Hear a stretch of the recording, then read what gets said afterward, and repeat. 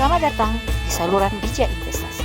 Kali ini kita akan membahas mengenai skenario THR Anda.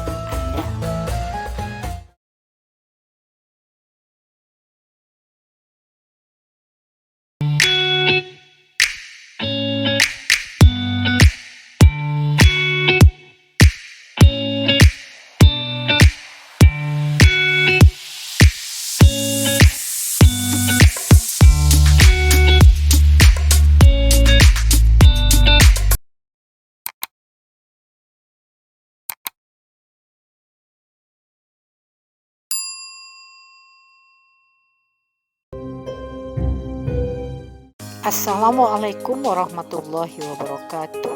Salam sehat, salam sejahtera. Selamat datang di saluran kami Bijak Investasi, di mana channel ini mendiskusikan tentang investasi dan keuangan pribadi. Video kali ini kita akan membahas bagaimana Anda dapat menggunakan uang THR Anda untuk berinvestasi atau untuk kebutuhan dasar. Mengapa penting?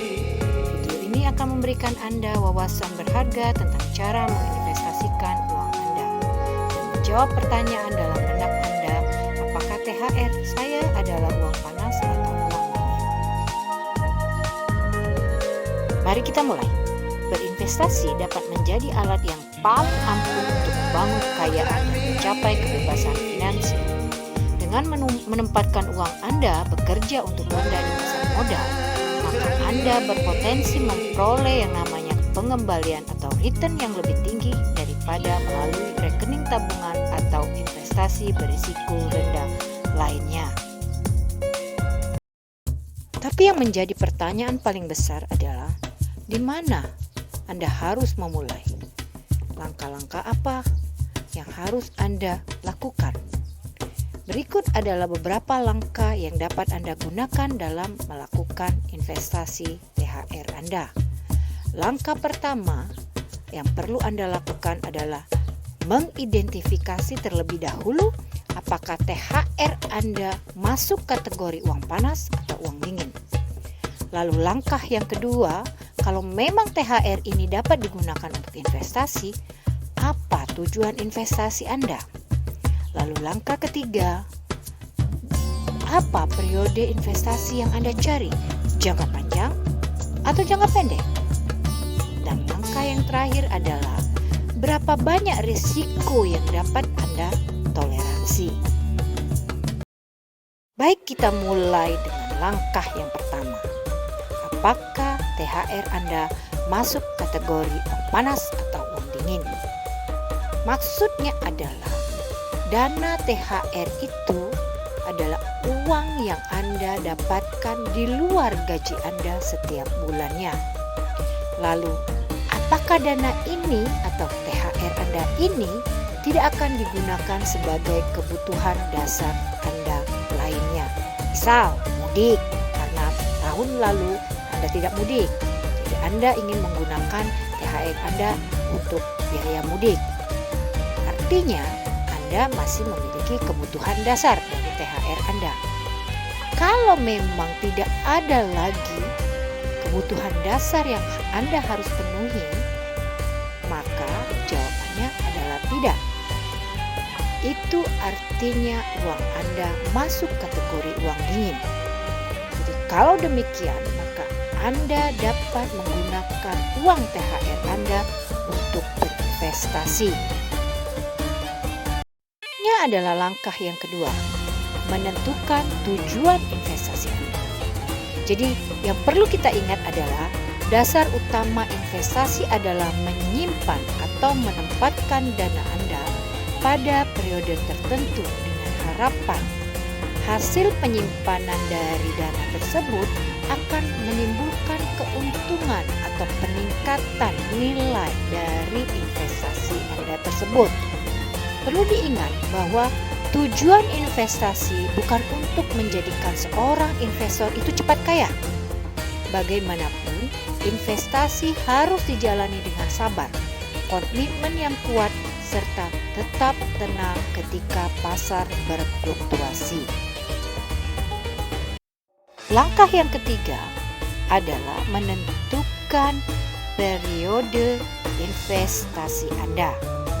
Pada dasarnya, tujuan keuangan setiap orang itu berbeda-beda. Sebut saja seperti ini. Seorang berusia 25 tahun tentu memiliki rencana dan cita-cita yang berbeda dengan orang yang berusia 50 tahun. Berdasarkan tujuannya, investasi dapat dibedakan menjadi investasi jangka panjang, investasi jangka menengah, dan investasi jangka pendek. Beda jangka waktu tentu beda strategi serta instrumen investasinya.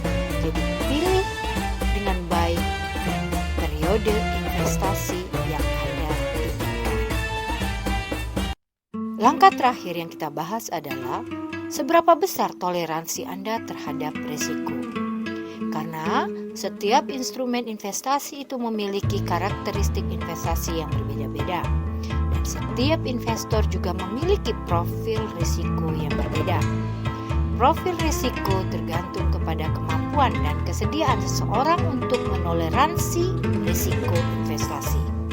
Profil risiko tentu saja bisa berubah ketika pemahaman seseorang akan investasi mulai meningkat. Peningkatan pemahaman akan investasi akan meningkatkan kemampuan menoleransi risiko. Jika Anda baru dalam dunia investasi atau merasa kewalahan dengan pilihan Anda, mungkin sebaiknya Anda bekerja sama dengan penasehat keuangan. Seorang penasehat keuangan dapat membantu Anda membuat rencana investasi yang disesuaikan berdasarkan tujuan dan toleransi risiko Anda, serta dapat memberikan panduan berkelanjutan saat Anda menavigasi pasar. Perlu diingat, penasehat keuangan bukanlah orang yang akan menginvestasikan uang Anda. Penasehat keuangan tidak pernah menyimpan uang Anda. Anda yang akan menjadi pemilik dari uang Anda sendiri, bukan orang lain. Jadi jangan mudah mempercayakan uang Anda kepada orang atau lembaga tanpa melihat mereka mengupas tuntas mengenai return atau tingkat pengembalian dan risiko yang Anda miliki. Itu saja untuk video hari ini. Kami harap Anda menemukan informasi dan menginspirasi tentang skenario penggunaan THR Anda. Ingat, investasi bisa menjadi alat yang ampuh untuk mencapai kebebasan finansial, tetapi membutuhkan perencanaan dan disiplin yang cermat. Jika Anda menikmati konten ini, silakan like, subscribe, dan komen pada saluran kami dengan bijak, agar lebih banyak video seperti ini. Terima kasih telah menonton. Salam bijak investasi.